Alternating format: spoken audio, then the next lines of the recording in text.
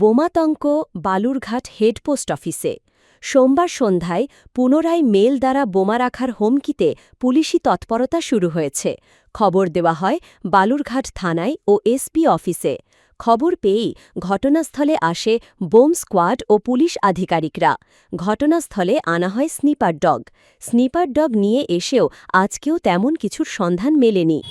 মূলত গত বৃহস্পতি এবং শুক্রবারের মতো আজকেও এইরকমই একটা হুমকি ইমেল আমরা আমাদের পাসপোর্ট অফিস রিজিওনাল পাসপোর্ট অফিসের কাছ থেকে পেয়েছিলাম। সঙ্গে সঙ্গে আমরা পোস্টমাস্টারকে বলি যে লোকাল পুলিশ অথরিটিকে ইনফর্ম করতে। অ্যাজ এ প্রিকশন ওনারা আজকে আসেন এবং সমস্ত কিছু খানতল্লাশ করেন। স্নিপার ডগ এনেছিলেন এবং বম স্কোয়াডকেও খবর দেওয়া হয়েছিল। ওনারা সমস্ত অফিস চেক করে দেখলেন আজকে এবং আমাদের এই মুহূর্তে বললেন যে এই মুহূর্তে কিছু পাওয়া যায়।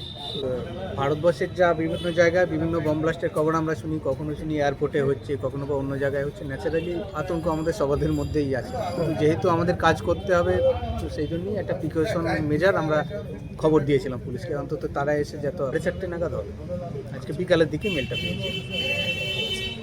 গত বৃহস্পতিবার ও শুক্রবার পরপর দুদিন এমন হুমকির ভুয়ো মেল মিলেছে। কারা এই মেল পাঠাচ্ছে তা এখনও পরিষ্কার নয়।